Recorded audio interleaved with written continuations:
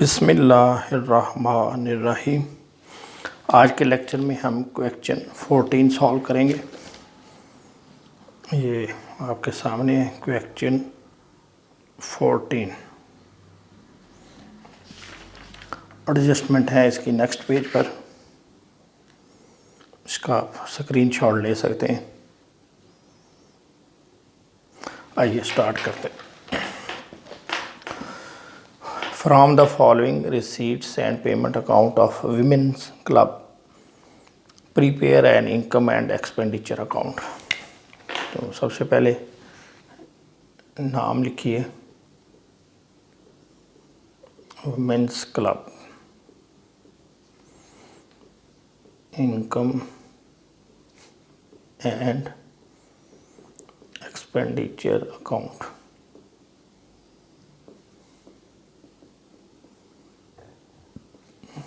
For the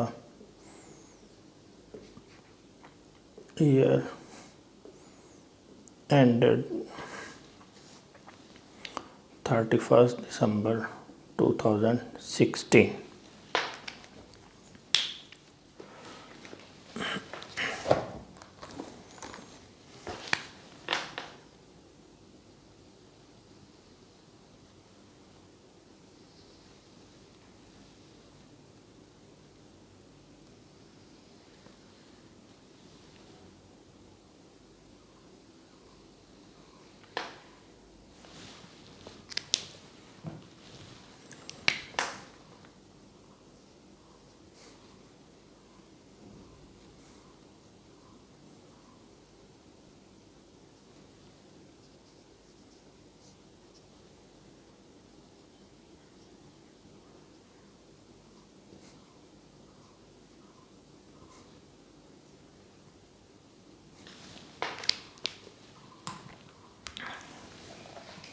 चलिए जी,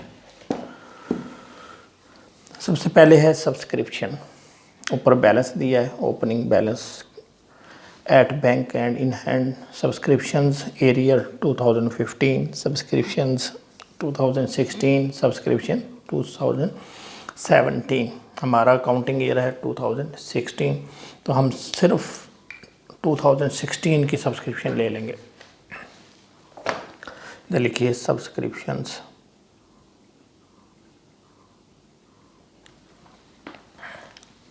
subscription है 7500। इसको इनर कॉलम में इसलिए लिखा है क्योंकि इसकी एडजस्टमेंट भी आ रही है। इधर लिखा हुआ है as regard subscription in arrears of ₹200 received during the year, a provision of ₹150 was made in the accounts last year. ₹400 subscriptions for 2016 is outstanding. दो एडजस्टमेंट हैं सब्सक्रिप्शन के वाले से। एक है 2016 जो हमारा करंट अकाउंटिंग ईयर है, इसमें वो कह रहा है आउटस्टैंडिंग कितनी है 400। तो आउटस्टैंडिंग क्या करते हैं, हम ऐड कर देते हैं। ये इस साल की है, इसलिए इस साल की आउटस्टैंडिंग ये है 400, तो ये हो जाएगा 7900। इसके बाद वो कहता है कि जो साल के शुरू में as regard subscription in arrears are rupees received during the year, a provision of ₹150 was made in the accounts last year. Last year भी आउटस्टैंडिंग थी, जो सब्सक्रिप्शन लास्ट ईयर भी आउटस्टैंडिंग थी। उसके लिए उन्होंने जो लास्ट ईयर के अकाउंट्स थे उसमें 150 ऐड कर दिया, जैसे अभी हमने कर दिया 400। ये इस साल का है, तो पिछले साल भी ऐसा ही हुआ।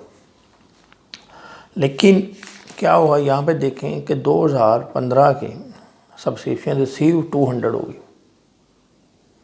इसका मतलब ये है कि पिछले साल जो प्रोविजन रखे गए या आउटस्टैंड किए गए वो करने थे 200, लेकिन किए हैं 150। यानी पिछले साल की इनकम में आपने 200 ऐड करना था। जैसे इस साल के हमने 400 ऐड किए हैं, इस साल की आउटस्टैंडिंग, तो पिछले साल के आउटस्टैंडिंग थे 200, लेकिन उन्होंने क्या किया 150 ऐड किया।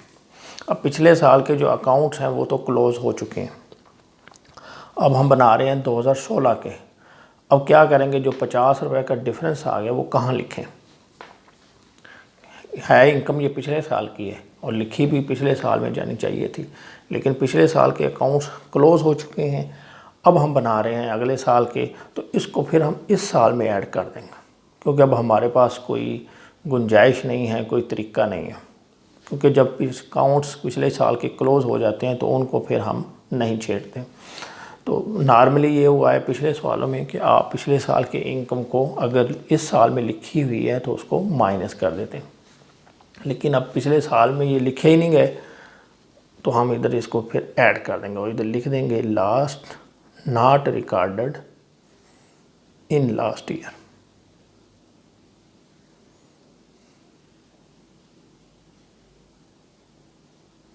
इस साल में माइनस करने की वजह ये भी है कि हम पिछले साल की इनकम अगर इस साल में वसूल हो रही है तो हम उसको इसलिए भी नहीं लिखते क्योंकि वो पिछले साल में रिकॉर्ड हो चुकी होती है, तो 2 दफ़ा तो आप रिकॉर्ड नहीं कर सकते। तो ये वजह है कि हम करंट ईयर में पिछले साल की इनकम नहीं लिखते, लेकिन ये इनकम पिछले साल में लिखी ही नहीं गई। इसको ऐड करें तो ये हो जाएगा 7950।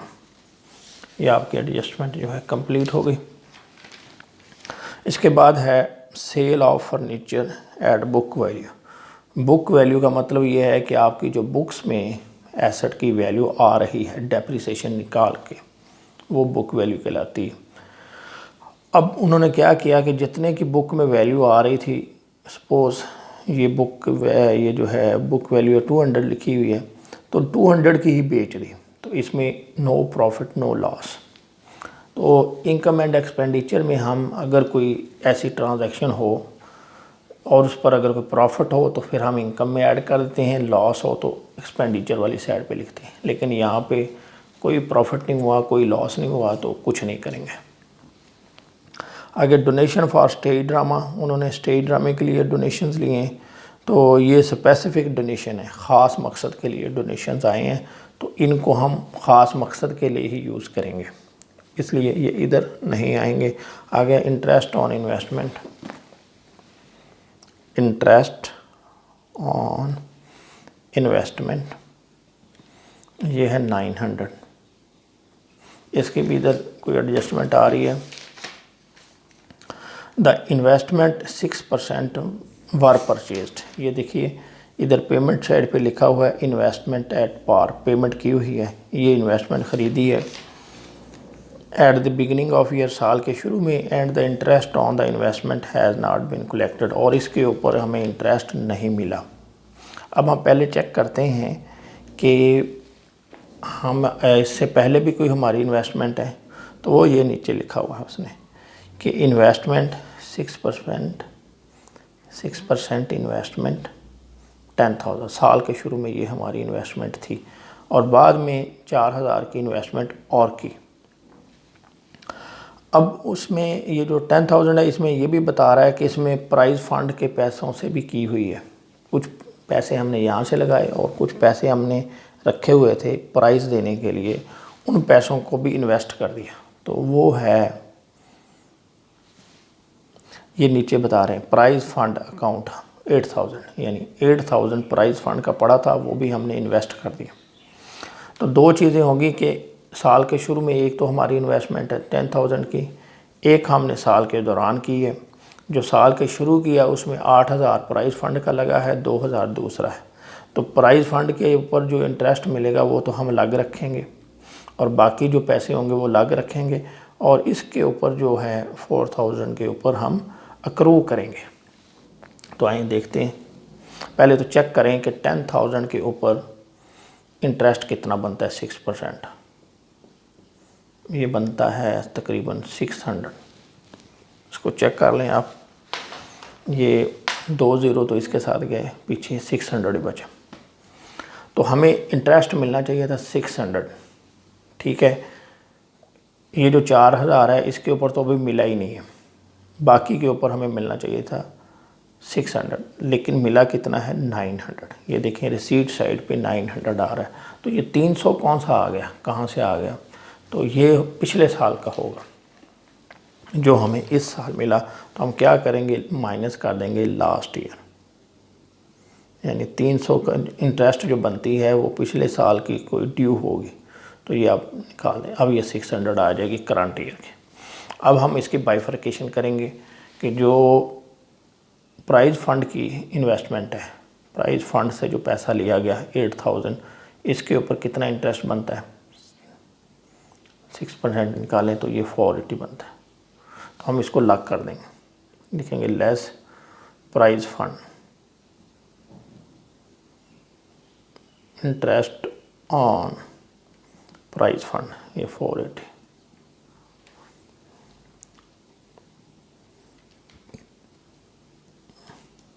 $120 आ गया। अब साल के दौरान जो है हमने इन्वेस्टमेंट की, जो परचेज़ किए 4000 साल के शुरू में, इसके ऊपर कितना इंटरेस्ट बनता है। 6% लें तो ये बनता है, ये 2 ज़ीरो उड़ा दें तो 240 आ जाएगा। तो ये अभी हमें नहीं मिला, इसको ऐड कर दें, इधर लिख दें अक्रूड 240, तो ये आ जाएगा 360। ये आपके इंटरेस्ट की कैलकुलेशन होगी।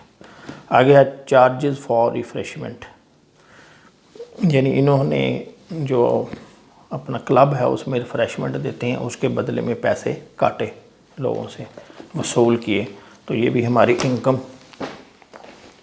उसको इधर लिखिए charges for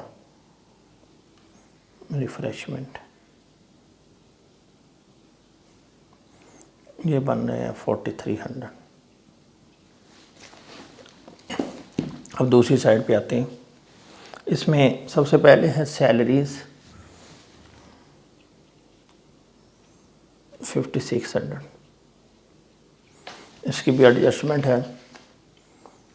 all salaries ₹400 pertain to last year, जो लास्ट ईयर का माइनस कर दें, लेस लास्ट ईयर 400।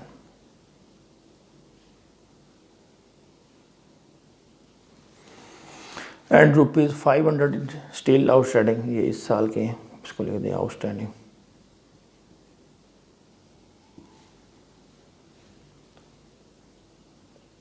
तो ये आ जाएगा 57।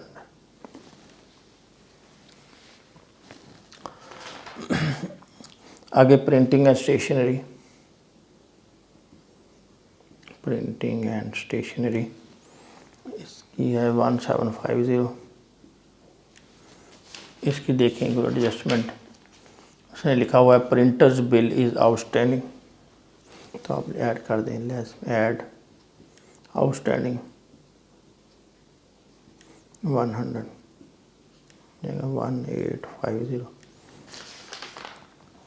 एक्सपेंडिचर ऑन रिफ्रेशमेंट,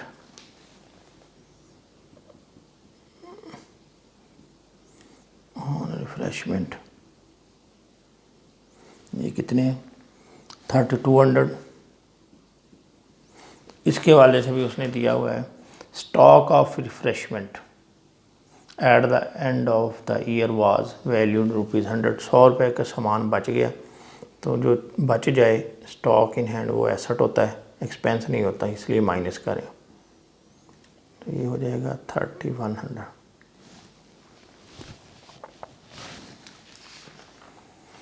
आगे है एक्सपेंडिचर ऑफ प्रीवियस ईयर, इसको छोड़ दें।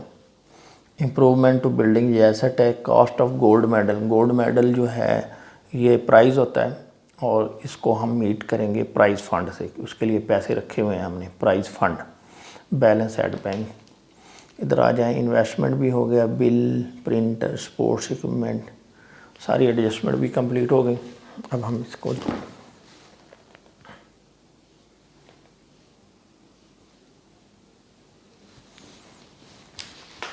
बैलेंस कर लें। 7950 प्लस 360 प्लस 4300, ये आ रहा है 12610। इसका देखें 5700 प्लस 1850 प्लस 3100, ये आ रहा है 10650। तो ये साइड ज़्यादा है 12610, 12610, और इसमें से हमने ये माइनस किया तो ये बैलेंस आ गया 1960, इसको हम कहेंगे सरप्लस।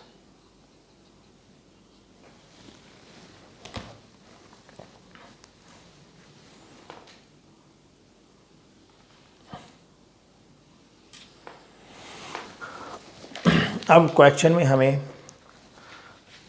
कैपिटल फंड नहीं दिया हुआ, ओपनिंग एसेट्स दिए हैं, तो सबसे पहले हम कैपिटल फंड मालूम करेंगे। इसके दो तरीके हैं कि या तो आप बैलेंस शीट बना लें या फार्मूला लिखकर उसमें फिगर्स पुट कर दें। Opening assets minus opening liabilities is equal to capital fund, या आप ओपनिंग बैलेंस शीट। तो हम ओपनिंग बैलेंस शीट बना लेते हैं। इधर लिखिए वो women's club balance sheet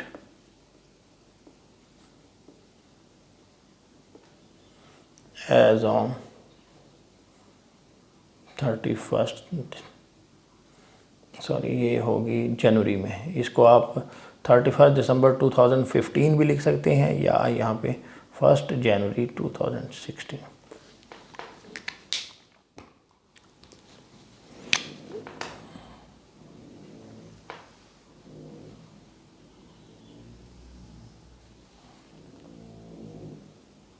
assets liabilities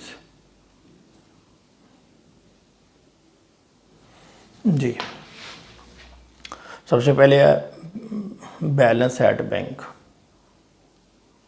balance at bank 2000। अब नीचे आ जाएं, ये आपको ओपनिंग एसेट्स दिए हुए हैं, बिल्डिंग दी हुई है, बिल्डिंग 20,000, इसी के साथ है इन्वेस्टमेंट 10,000,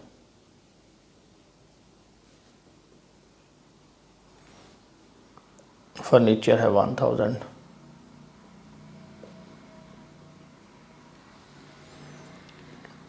ओपनिंग लायबिलिटी भी दी हुई है आपको, ये है प्राइज फंड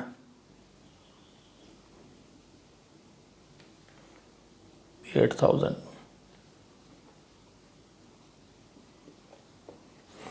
अब और देख लें आपके कोई ओपनिंग एसेट्स हों।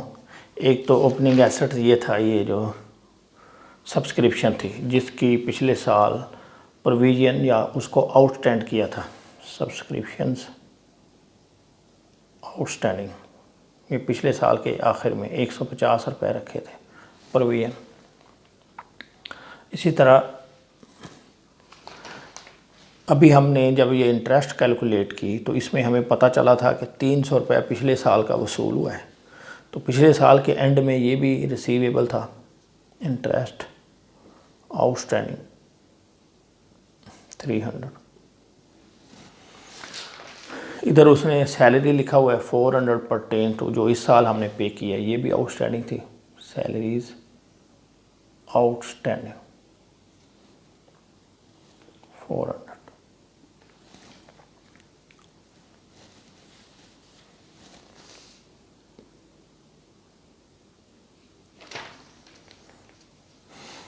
आगे यहाँ पे देखें पेमेंट साइड पे expenses of the previous year 2015, ये कुछ एक्सपेंसेस थे जो हम पिछले साल के आखिर में पेबल थे और इस साल हमने पे किए, expenses of the previous year, तो ये भी आउटस्टैंड थे, एक्सपेंसेस आउटस्टैंडिंग 200 हो गया।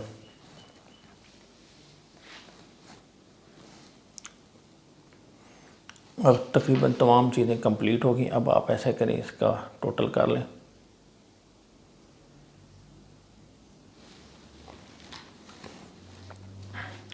ये है 20, 22, 32, 33,000 प्लस ये 450, तो ये आ जाएगा 33,450। यही टोटल इधर लिख दें 33,450। अब ये जो है 8,600 बन रहा है, 8,600 ये बन, जो बैलेंस आ रहा है, बैलेंसिंग फिगर ये आ रही है 24,850। इसको हम क्या कहेंगे, कैपिटल फंड, यानी ये भी वही फार्मूला बन जाता है, opening assets minus opening liabilities is equal to capital fund. और इधर लिख दें बैलेंसिंग फिगर।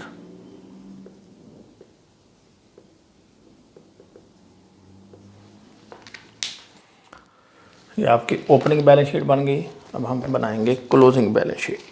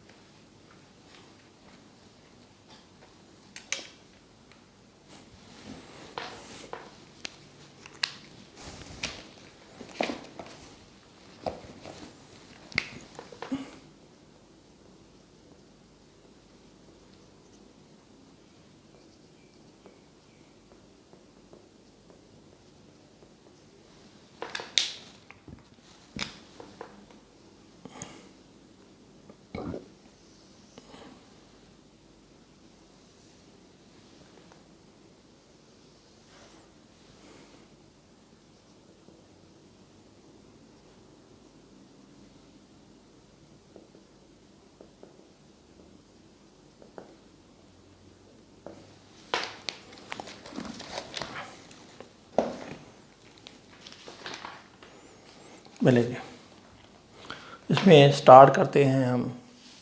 ये जो क्लोजिंग बैलेंस है साल के आखिर में जो दिया हुआ है, बैंक बैलेंस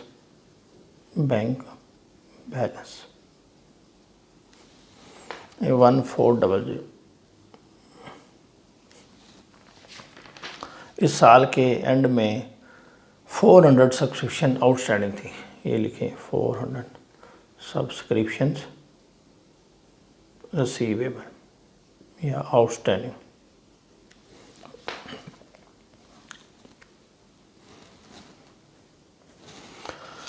साल के आखिर में ये हमारे पास स्टॉक बच गया था रिफ़्रेशमेंट का, ये भी हमारा एसेट। इसको लिख लें स्टॉक ऑफ रिफ़्रेशमेंट।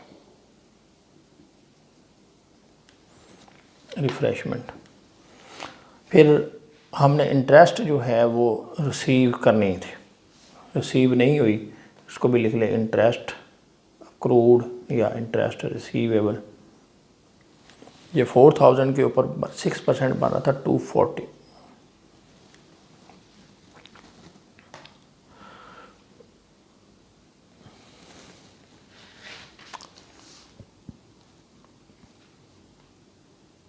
चलें अब हम लिखते हैं एसेट्स। इसमें हमारे पास क्या है, एक तो ये बिल्डिंग थी 20,000 की बिल्डिंग। फिर क्या किया हमने, इसमें इम्प्रूवमेंट की, इम्प्रूवमेंट टू बिल्डिंग 3000, तो इसमें ऐड कर दें। आपने पढ़ा है कि एसेट के ऊपर जो भी करेंगे वो एसेट में ऐड हो जाएगा। तो बिल्डिंग में हमने इम्प्रूवमेंट की तो इसको हम बिल्डिंग में ऐड कर देंगे इम्प्रूवमेंट। तो कितनी है ये 3000, तो ये हो जाएगा 23,000।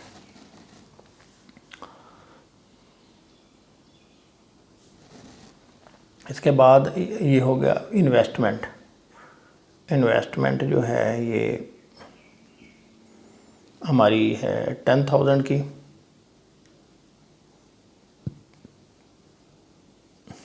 और इसके अंदर क्या हुआ, हमने और परचेज़ की और इन्वेस्टमेंट की। इसको लिख दें परचेज्ड दिस ईयर 4,000, तो ये हो जाएगी 14,000। फर्नीचर पे आए। फर्नीचर जो था हमारे पास 1,000 रुपये का था, इसमें से हमने 200 का बेच दिया।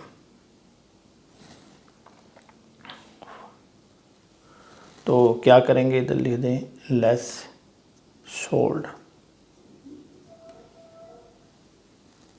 Less sold. ये है 200, इसको माइनस कर दें तो ये आ जाएगा 800।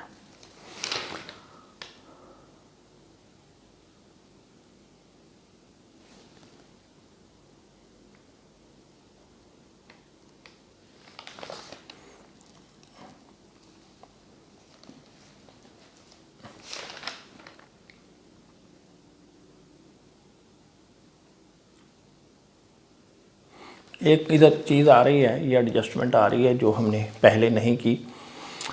अ bill for ₹500 for purchase of furniture is outstanding, यानी हमने फर्नीचर परचेज किया। अब इसकी एंट्री पास कर लें। एंट्री होगी furniture debit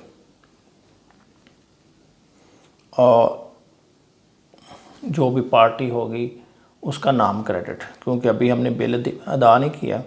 furniture debit, vendors account या पार्टी नेम क्रेडिट। अब ये दोनों चीज़ें जो हैं, फर्नीचर भी बैलेंस शीट में जाता है और ये हमारी लायबिलिटी है 500। तो ये इनकम एंड एक्सपेंडिचर अकाउंट में तो दोनों जाएंगे नहीं, क्योंकि दोनों चीज़ों का ताल्लुक जो है वो बैलेंस शीट से है। इस वजह से इनकम एंड एक्सपेंडिचर में ये एंट्री टच नहीं हुई। तो हम क्या करेंगे कि जो 500 है फर्नीचर जो ख़रीदा है, एक तो इधर ऐड कर देंगे। फर्नीचर में इजाफा होगा, ये हमने परचेज़ किया, परचेज्ड 500, तो ये हो जाएगा 1300। और जो दूसरी एंट्री है वो इसकी इधर आ जाएगी। इधर हम लिख देंगे वेंडर्स नेम लिख देंगे, या हम लिख देंगे इसको परचेज ऑफ फर्नीचर, या इसको ये लिख दीजिए कि आउटस्टैंडिंग बिल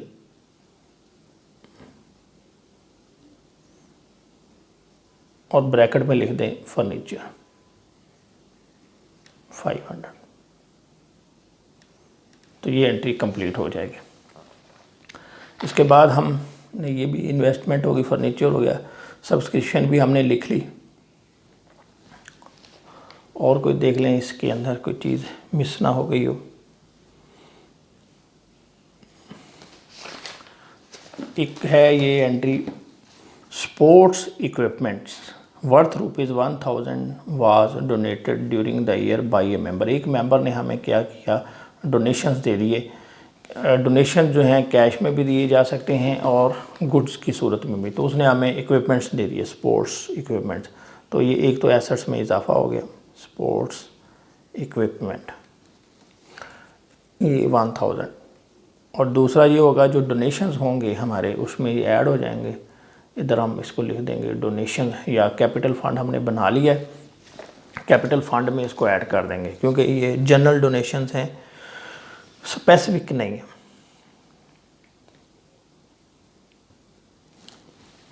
इधर लिखिए आप कैपिटल फ़ंड। कैपिटल फ़ंड जो है ये आपका 24850, इसमें आप ऐड कर दें सरप्लस। सरप्लस है 1960,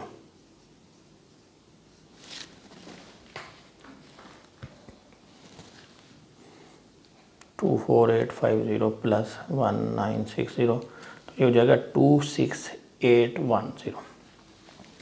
अब हम बाकी आइटम्स को देखते हैं। इसमें एक तो ये था donations for stage drama,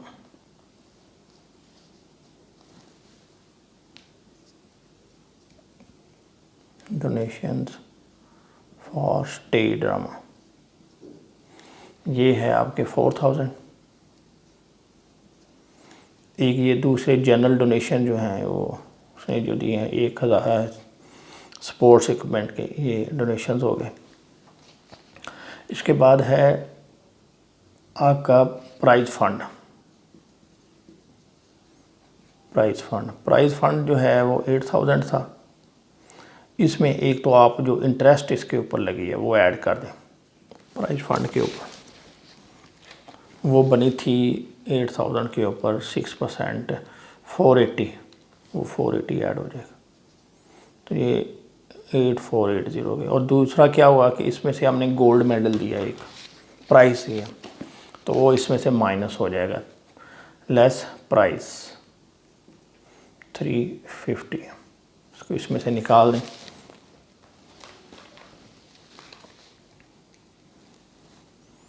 $8480 minus 350, यह आ जाएगा 8130।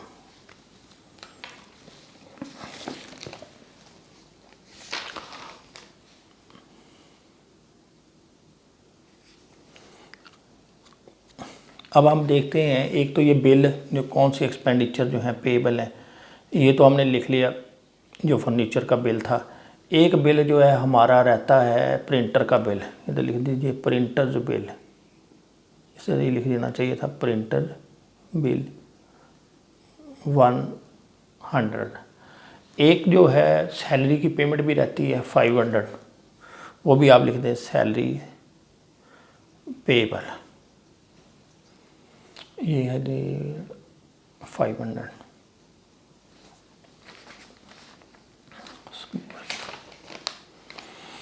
सरा 400 जो है ये हमने सब्सक्रिप्शन वो वसूल कर लिया है एडवांस में, ठीक है। तो हम इधर लिखेंगे 400 सब्सक्रिप्शन रिसीव्ड इन एडवांस, ये जो 2017 की दी है, ठीक है। और ये हमारी कैश में शामिल है इस बैलेंस में, इस वजह से फिर ये हमें इधर लिखनी पड़ेगी।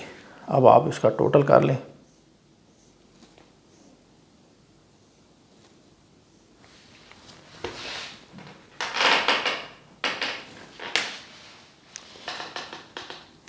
$600 प्लस 26810 प्लस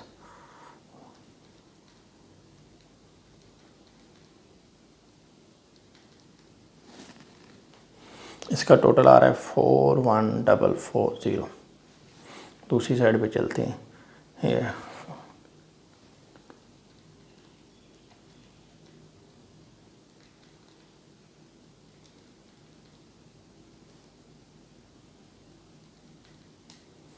आ रहा है 41440। दोनों साइडें बराबर होगी। इसको लिखिए टोटल एसेट्स, इसको लिखिए टोटल लायबिलिटीज़। जी, ये आपका क्वेश्चन कंप्लीट हो गया। अगर कोई चीज़ आपको नहीं समझ आई तो कमेंट्स के ज़रिए पूछ सकते हैं। Thank you very much.